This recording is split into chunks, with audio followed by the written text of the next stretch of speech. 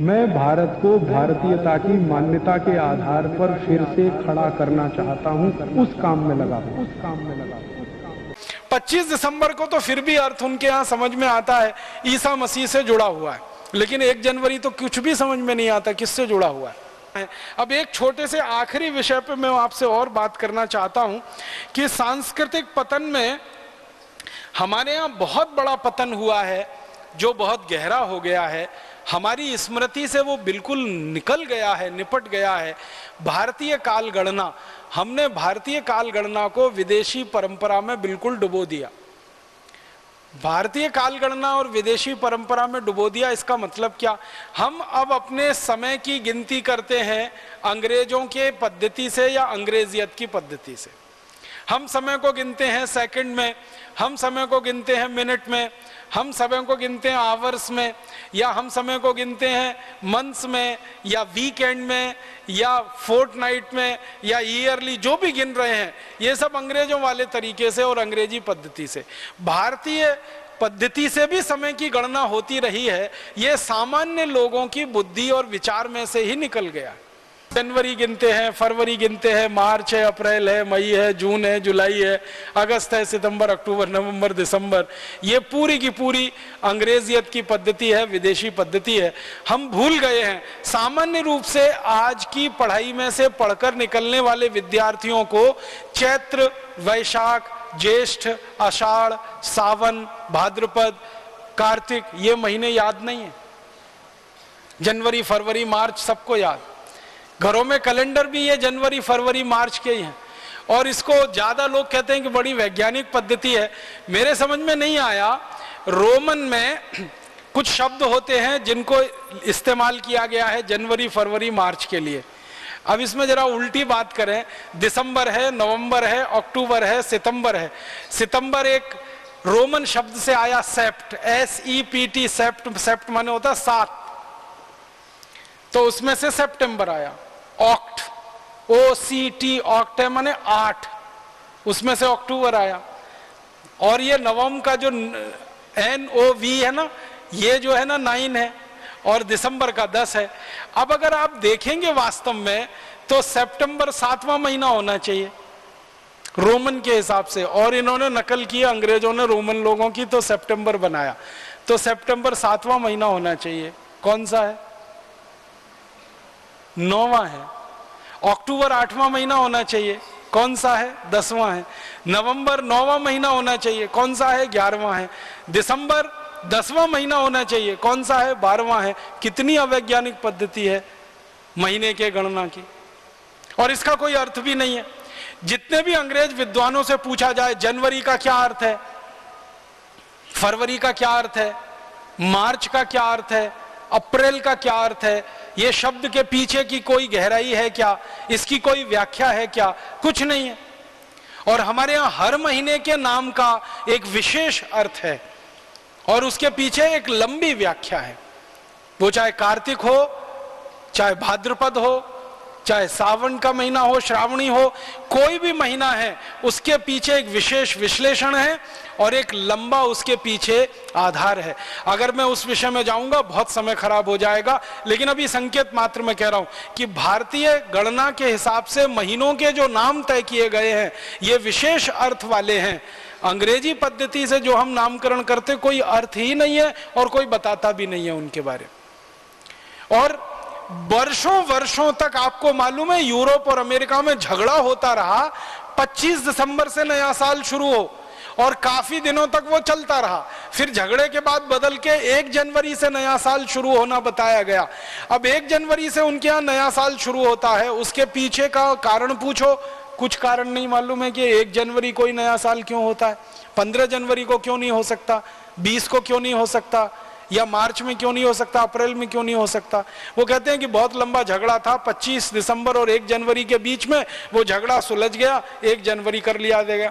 25 दिसंबर को तो फिर भी अर्थ उनके यहाँ समझ में आता है, ईसा मसीह से जुड़ा हुआ है, लेकिन 1 जनवरी तो कुछ भी समझ में नहीं आता किससे जुड़ा हुआ है। और भारत में अगर हम नए वर्ष की बात करें तो भारत के अलग अलग क्षेत्रों में नए वर्ष मनाने की अलग अलग परंपरा है। जैसे आसाम में नया वर्ष बिहू से शुरू होता है, तो बिहू का कोई गहरा अर्थ है हमारे समाज जीवन में, हमारे राष्ट्र जीवन में। बिहू के पीछे पूरी संस्कृति है और पूरी की पूरी सभ्यता का दर्शन है, इसके लिए बिहू है और उसके साथ नए वर्ष की शुरुआत है। इसी तरह दक्षिण में हम चले जाएं तो मानते हैं कि ये दिन खास है, ये दिन खास है। उत्तर में, दक्षिण में, पूर्व में, पश्चिम में। अब ये पश्चिम भारत में गुजरात के लोगों के लिए बहुत महत्व का दिन है, दीपावली वाला। तो दीपावली के अगले दिन से वो नए वर्ष की शुरुआत मानते हैं, क्योंकि व्यापार के हिसाब से वो उनका सारा हिसाब है।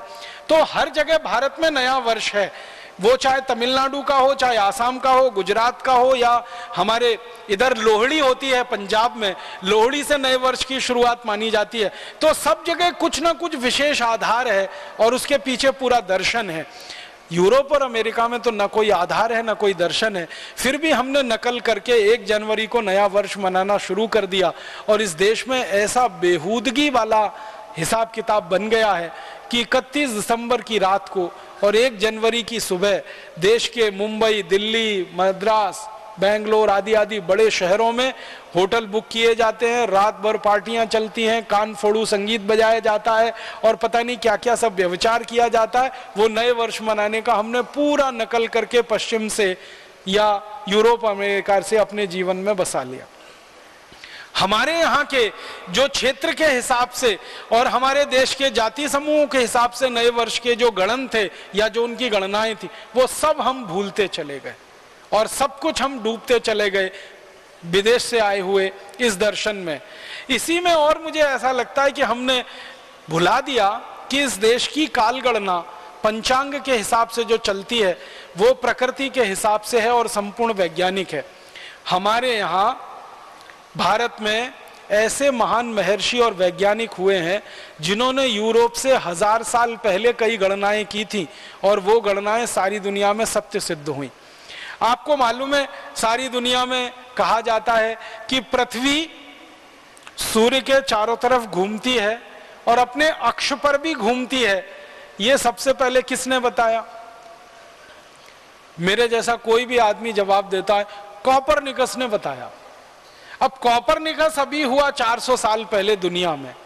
कोपरनिकस के जन्म के ठीक 1000 साल पहले भारतीय महर्षियों ने यह पूरी बात बता दी थी कि पृथ्वी सूर्य के चारों तरफ भी घूमती है और अपने अक्ष पर भी घूमती है। और पृथ्वी के घूमने का जो दर्शन है पूरा, जो उसकी व्यवस्था है, इसी में दिन होता है, इसी में रात होते हैं। दिन इतने समय का होता है, रात इतने समय की होती है, फिर दिन का बंटवारा किया, फिर रात का बंटवारा किया और वो बंटवारा करते करते करते करते समय को सूक्ष्मतम स्तर पर ले जाके नाप लिया और उस नाप को आगे बढ़ाते हुए पृथ्वी से सूर्य की दूरी को नाप लिया, सूर्य से चंद्रमा की दूरी को नाप लिया, चंद्रमा से पृथ्वी की दूरी को नाप लिया, हर दूरी को हमने सौर मंडल में नाप लिया। भारत के महर्षियों ने 1000 साल पहले, कोपरनिकस का जिस दिन जन्म हुआ उससे ठीक 1000 साल पहले ये भारत के लोगों को पता था। लेकिन दुर्भाग्य हमारा और सारी दुनिया का कि सारी दुनिया में अभी भी यही पढ़ाया जाता है और बताया जाता है कि कोपरनिकस सबसे पहला व्यक्ति था जिसने ये बात बताई कि पृथ्वी सूर्य के चारों तरफ घूमती है और अपने अक्ष पर भी घूमती है, जबकि सच्चाई इससे कोसों दूर है। हुआ क्या, हम डूब गए पश्चिम से आए हुए एक विचार में और सूचना में। हमने अपने जीवन में यह जानने की कोशिश नहीं की कि क्या कोपरनिकस के पहले भारत में भी ऐसी बात कहने वाले कोई लोग थे या लिखने वाले लोग थे और बहुत ज्यादा वैज्ञानिक पद्धति से गणना करने वाले लोग थे इस देश में। तो समय की गणना, काल की गणना, पंचांग की गणना और उसके हिसाब से दिन और रात की गणना, उसके हिसाब से सप्ताह की गणना, ये सब कुछ भारत से निकलकर दुनिया में गया। मुझे बहुत खुशी हुई जिस दिन पहली बार मुझे पता चला कि ये जो सप्ताह का वर्ण क्रम है, सप्ताह का रविवार, सोमवार, मंगलवार, बुधवार, फिर गुरुवार, फिर शुक्रवार, फिर शनिवार, फिर रविवार, ये सबसे पहले वर्गीकरण भारत में हुआ और उसके बाद यूरोप ने संडे, मंडे, ट्यूसडे इसमें से नकल करके बनाया। और उन्होंने नकल की तो वैसी की वैसी ही कर ली। हमारा रविवार था तो उन्होंने संडे कर लिया, हमारा सोमवार था उसको मून डे, तो मून डे को मंडे कर लिया। हमारा मंगलवार था उसको ट्यूसडे कर लिया। उसमें उन्होंने सिर्फ भाषा के स्तर पर अंतर लाया, बाकी कहीं कोई अंतर नहीं है, वही है सारा का सारा गणना। और उसके बाद 30 दिन का महीना होगा, और 4 साल में एक महीना 28 दिन का होगा, और फिर अगले 4 साल के बाद ही वही महीना आएगा। ये गणना भी सबसे पहले भारत से गई, और यूरोप और अमेरिका के वैज्ञानिकों ने इसको वैसे का वैसा ही ले लिया।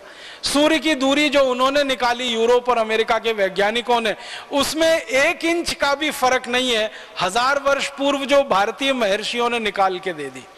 1 इंच का भी अंतर उसमें नहीं है।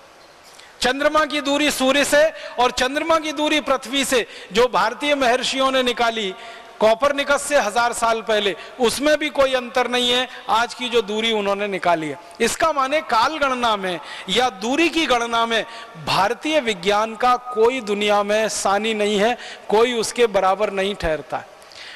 अभी यूरोप ने तो सबसे छोटी जो काल की गणना की है ना, वो सेकंड है, और सेकंड का नैनो सेकंड है।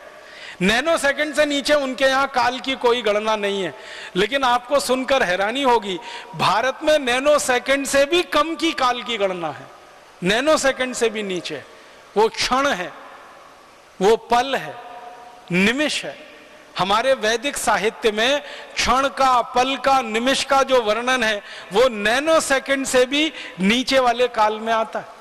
इतने सूक्ष्म काल की गणना हमारे देश में है। दोस्तों, सबसे पहले तो चैनल सब्सक्राइब करें, फिर लाइक, कमेंट और शेयर करें, और हाँ, हमारा एंड्रॉयड ऐप डाउनलोड करना ना भूलें।